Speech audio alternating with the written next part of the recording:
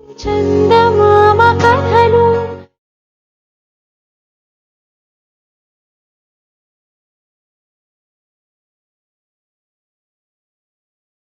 Hi everyone.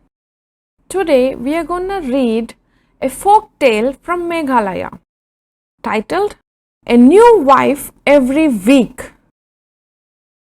There was once a merchant in Smith, a small town in Meghalaya. He had a shop which was the only source of his income. He had a growing up son, Bayan. Bayan was well behaved and affectionate.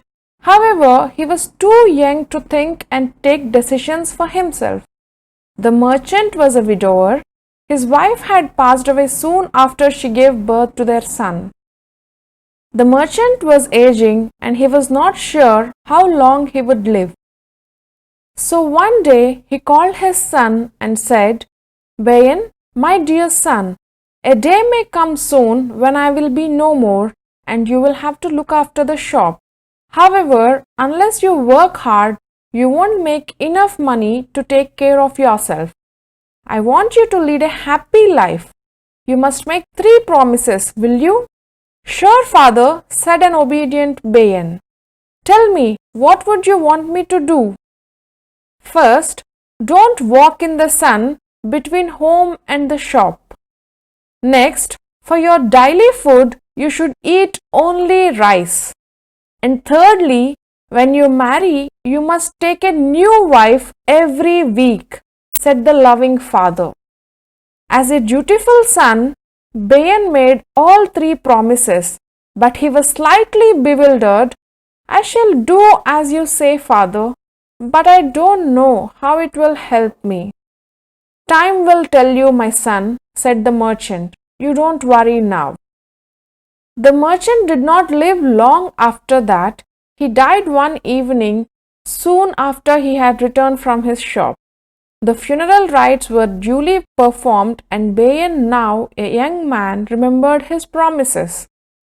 Don't walk in the sun between the house and the shop. Bayan wondered what his father had meant by that. The shop was not far away from the house, so he had a canopy built over the entire length of the street.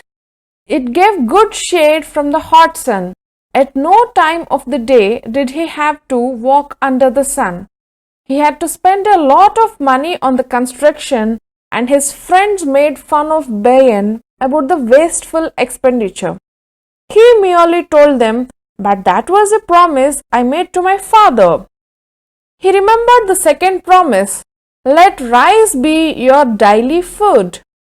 Bayan found that it was not at all difficult to follow. Though after some days he began to find it monotonous. On some days his friends invited him to their homes for a meal, but he gratefully declined the invitations. Suppose they served me anything other than rice? The thought nagged him. I would then be breaking my promise to my father.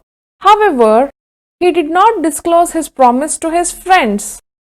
People with daughters of marriageable age found Bayan an eligible bachelor and went to him with proposals. But they were taken aback when they heard his condition. I shall marry your daughter, but she will be my wife only for a week. The father of the girl would then go away, but not before giving expression to his anger and disappointment. Bayan's strange condition kept away parents of equally eligible girls.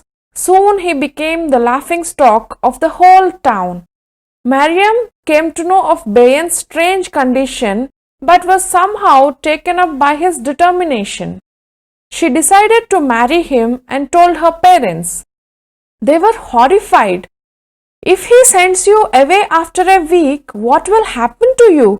Don't be foolish, Mariam. We will find somebody else for you, they said.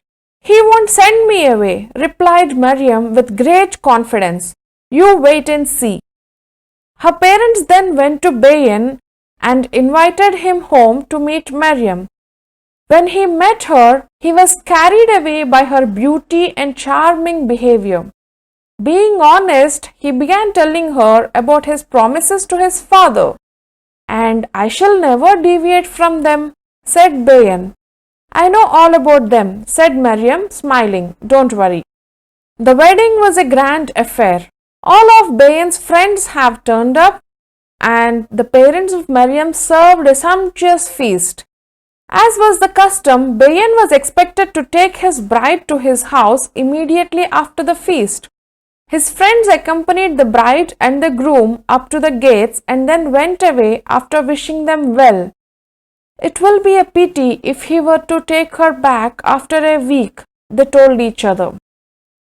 Mariam showered all her affection on Bayan on all the 7 days of the week. By the time he returned from his shop that evening, he appeared restless, and Mariam noticed it. But she went about her chores as if nothing had happened.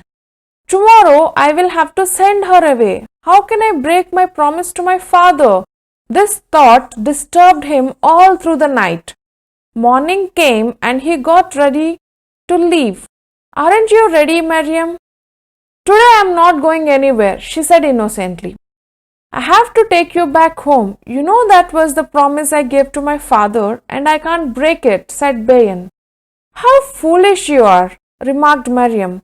Your father was wise and kind, and you'll be silly to think that he would tell you to act in a way you will become the laughing stock of the town.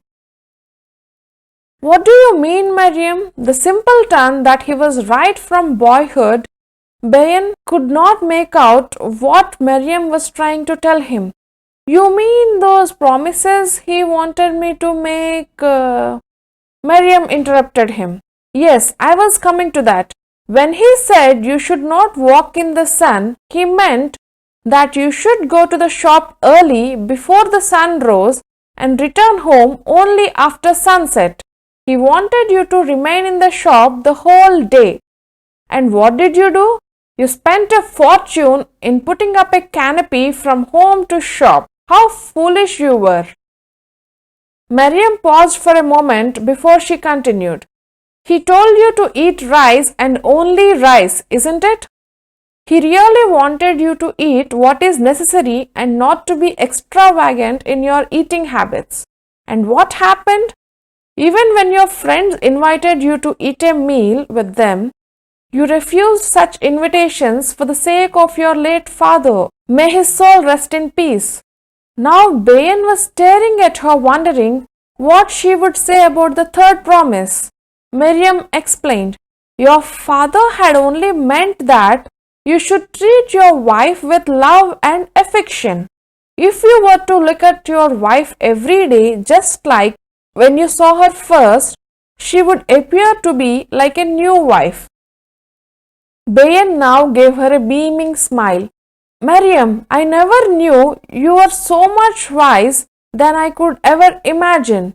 Now I will never take you back to your home and you will always remain with me as my loving wife. Bayan and Mariam continued to live a happy life from the 8th day onwards. I hope you enjoyed the story. If so, please do like, share and subscribe to our channel. Sarve Jana Sukhino Bhavantu.